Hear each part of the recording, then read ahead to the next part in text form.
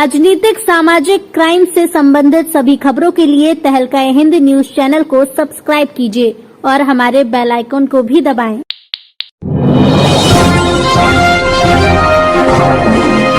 उत्तर प्रदेश के जनपद मुरादाबाद के सिविल लाइन स्थित गैलेक्सी अपार्टमेंट में लैंडमार्क एकेडमी ऑफ इंस्टीट्यूशनल के चेयरमैन खालिद परवेज के निवास पर एक सियासी विचार गोष्ठी का आयोजन किया गया। इस मौके पर मुसर्रत हफीज एडवोकेट, सपा वरिष्ठ नेता असलम पंचायती, मजहर नूर जेसान, विकी कौशल सहित अनेक लोग मौजूद रहे। इस अवसर पर 10 मार्च 2022 को हुई विधानसभा चुनाव मतगणना के संबंध में समाजवादी पार्टी की विधानसभा सीटें कम किस वजह से आईं, इस पर विशेष चर्चा की गई। इस दौरान समाजवादी पार्टी में वर्षों से कार्य कर रहे और सपा की राजनीति में शामिल रहने वाले खालिद परवेज ने तहलका न्यूज़ चैनल को जानकारी देते हुए बताया कि 100 से ज़्यादा विधानसभा की सीटें बहुत ही कम मार्जिन से हारी हैं। उन्होंने कहा, इलेक्शन हो गए, सब हार गए और मशीनें जीत गईं।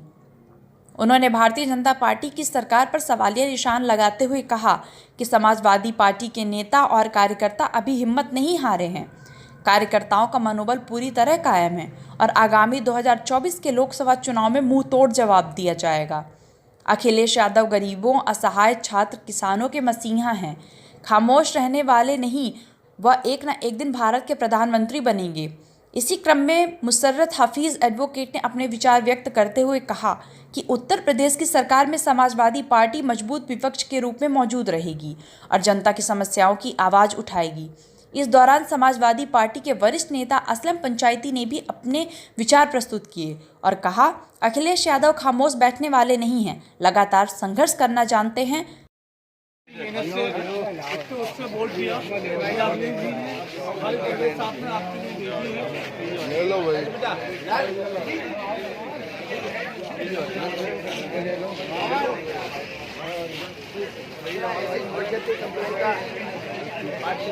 आगे लेके ले लीजिए और फाइनल दीजिए, इधर दीजिए। आ जाओ आ जाओ आ जाओ आ जाओ।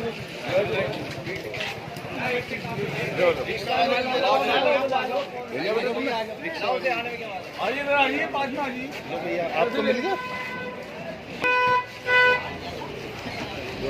क्या? उन्हें भी दूँ रिक्शा वालों को, रिक्शा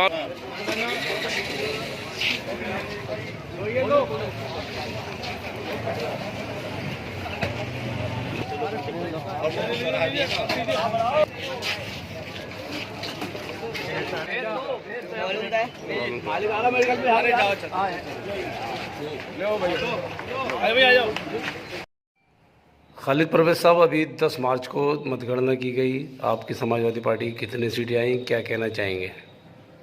देखिए, सीटों का जो अंदाज़ा था, सबको मालूम है कि जिस तरह से इलेक्शन लड़े हम लोग समाजवादी पार्टी के कैंडिडेट और जो परफॉर्मेंस रही, उसके अंदर पूरी उम्मीद 250 सीट्स की थी, ये सब लोग जानते हैं। और जहाँ तक रिजल्ट आने का सवाल है, पूरा एतमाद था हमें कि हमारी 250 सीटें आ रही हैं। लेकिन जिस तरह से ईवीएम की बेमानियां हुई, मतगणना के अंदर जिस तरह से हराया गया, ये आज मुझे खुशी इस बात की है कि हर आदमी को इस बात उजागर हो गई है कि बेमानी बड़े पैमाने पे हुई, पार्टी हारी नहीं है, हराया गया है। इस बार अखिलेश जी ने वचन पत्र नाम दिया। वचन में एक वजन है कि जो वचन आदमी देता है वो निभाता है, जान चली जाए पर वचन ना जाए।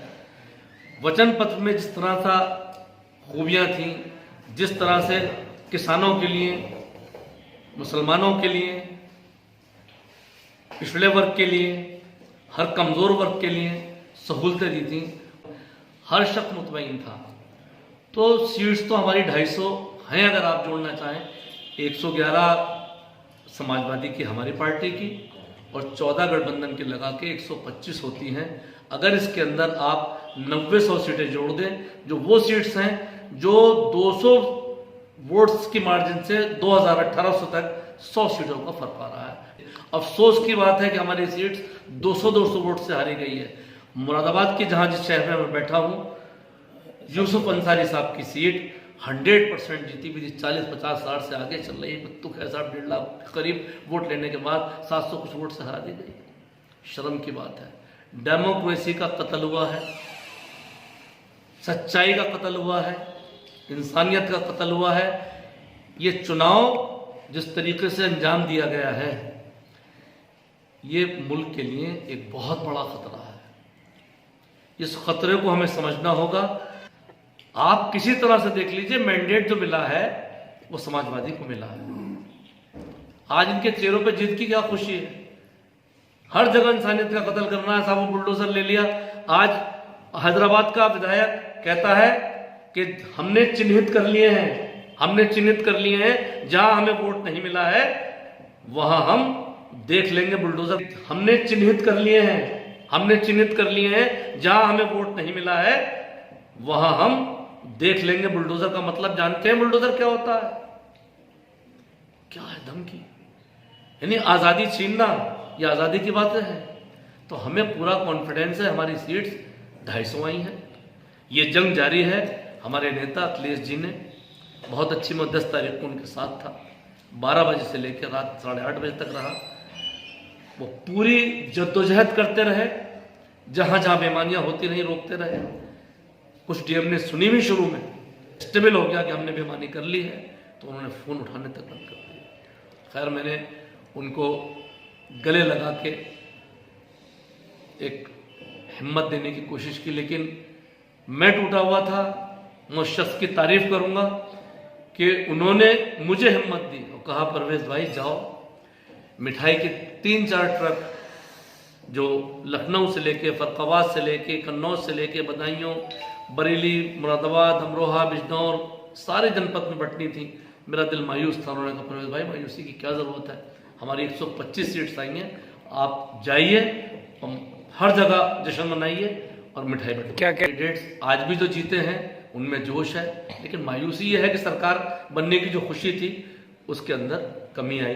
बात देना चाहेंगे? जी हाँ, यानी मुबारकबाद तो मैंने सबको जा जाकर जहाँ तक कोशिश की है, घर जा जाकर मुबारकबाद दिए लोगों से। लहू से भीगी हुई आस्तीन जीत गई, चुनाव हार गए सब, मशीन जीत गई। अपना जोश खत्म नहीं करना है। इकबाल साहब योगी जी कितनी बिजलियां गिराएंगे ईमानदारी के ऊपर, जोश के ऊपर, किसानों के ऊपर, अल्पसंख्यकों के ऊपर, कमजोर वर्ग के ऊपर। ये जोश रुकने वाला नहीं, ये जोश खत्म होने वाला नहीं। ये संघर्ष है जिसमें अभी आपके सफर बाकी है। अभी 24 में आपको दिखाना है जोश अपना। और हम आज दावा कर रहे हैं कि आने वाले वक्त में, आप नोट कर लें, हो सकता है जिंदगी वफा करे ना करे, कब आदमी मर जाए कुछ नहीं पता, लेकिन मुख्यमंत्री तो बहुत कम उम्र में अखिलेश जी बन गए, लेकिन आने वाले वक्त में चाहे वो 5 साल हो, चाहे 10 साल हो, चाहे 15 साल हो, अखिलेश यादव जी को प्रधानमंत्री बनना है। मैं खास तौर से मुरादाबाद में बैठा हूं, यहाँ की जनता को, यहाँ की अवाम को दिली मुबारकबाद देता हूं। उनके जोश को, उनके बहकावे में न आने को सलूट की अवाम को दिली मुबारकबाद देता हूं। उनके जोश को, उनके बहकावे में न आने को सलूट करता हूं कि उन्होंने जिस खूबी से यहाँ से सीटें जिताई, उनके लिए वो बधाई के पात्र हैं। मैं इन्हीं अल्फाजों के साथ आपको फिर बधाई देता हूं।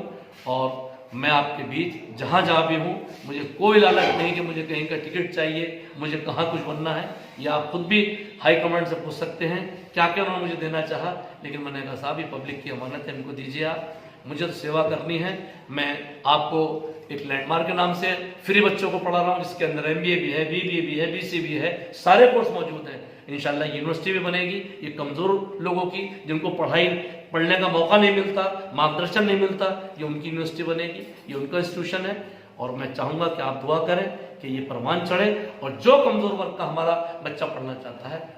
आज ये बैठक जो हो रही है हमारे शहर के बहुत ही मारूफ और बहुत ही ईमानदार और बहुत ही जुझारू सोशल और हमारे खालिद परवेज साहब के मकान पर, जो कि वो समाजवादी पार्टी के बहुत हम हैं और बुनियादी वो हैं, बुनियाद से नेताजी के साथ ही जुड़े हुए हैं वो। हम भी नेताजी के साथ ही जुड़े थे समाजवादी पार्टी में। और समाजवादी पार्टी ऐसी पार्टी है जो गरीबों का, मजदूरों का, किसानों का, हर सब वर्ग का, हिंदू, मुस्लिम, सिख, ईसाई सबका ख्याल रखती है, सबको साथ लेकर चलती है। इंसाफ चलेगा। आज बात खालिद परवेज साहब कर रहे थे,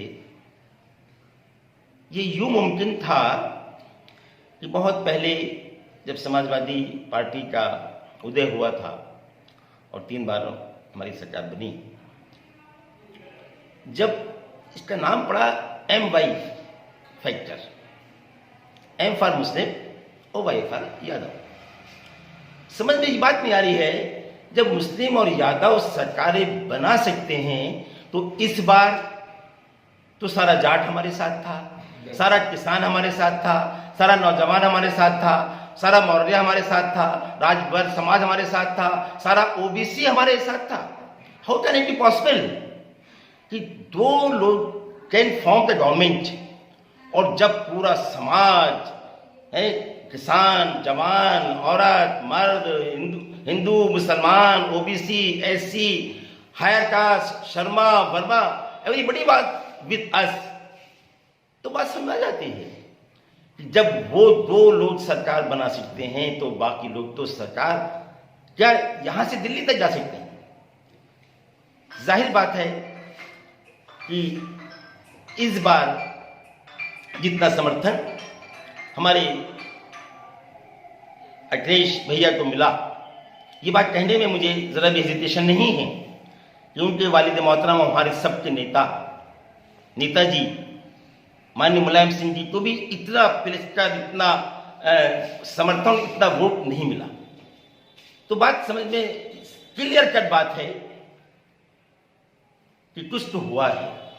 बहरहाल अब मैं आपके चैनल के माध्यम से और इस जो हम चर्चा कर रहे हैं, आज समीक्षा कर रहे हैं, मुबारकबाद भी दे रहे हैं, इसमें ये बात मैं बता दूं कि आज जो जिस तरह का इलेक्शन इस बार का समाजवादी ने लड़ा है, वो स्टेट का चीफ मिनिस्टर बनने वाला इलेक्शन ही नहीं है। ऐसे इलेक्शन और ऐसी स्ट्रेटेजी तो देश का प्राइम मिनिस्टर बनाती है। यानी इलेक्शन तो हिंदू मुसलमान पर चीफ मिनिस्टर बन जाता है। जो स्ट्रेटेजी है, जो पॉलिसी है, जो तरीका हमारे माननीय अखिलेश जी का था, वो तो किसी को भी प्राइम मिनिस्टर बना देता है। मुझे उम्मीद है कि आने वाले वक्त में जब ईमानदारी से इलेक्शन होगा तो लोकतंत्र भी बचेगा, भाईचारा भी बचेगा, हिंदू मुस्लिम एकता भी कायम होगी, संविधान भी बचेगा और हमारे अखिलेश जी अगर चीफ मिनिस्टर नहीं बने हैं तो इंशाल्लाह देश के प्राइम मिनिस्टर जरूर। राजनीतिक, सामाजिक, क्राइम से संबंधित सभी खबरों के लिए तहलका हिंद न्यूज चैनल को सब्सक्राइब कीजिए और हमारे बेल आइकन को भी दबाएं।